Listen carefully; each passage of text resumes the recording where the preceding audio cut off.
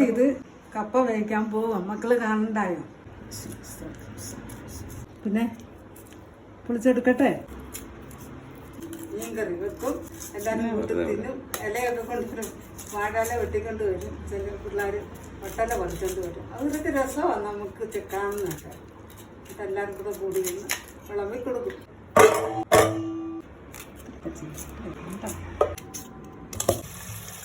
അമ്മച്ചിപ്പ കപ്പ കഴുകുവാണേ. കപ്പ കഴുകുവാരി പോവാ. നമ്മള് തേങ്ങ രണ്ടാൻ പോവാ. മഞ്ഞൾ, തേങ്ങ, ഉള്ളി, വെളുത്തുള്ളി, ജീരകം, കറിവേപ്പില, പച്ചമുളക്. മമ്മി വാ. ശരിക്കിടാൻ പോവാ. അപ്പൊ എന്തോട്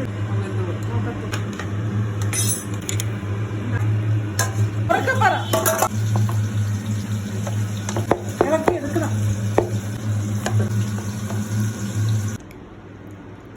എല്ലാം നന്നാക്കി. മീൻചാറും മീനും കപ്പയൊക്കെ നന്നാക്കി. രുചിയുണ്ട്. ബെസ്റ്റാ.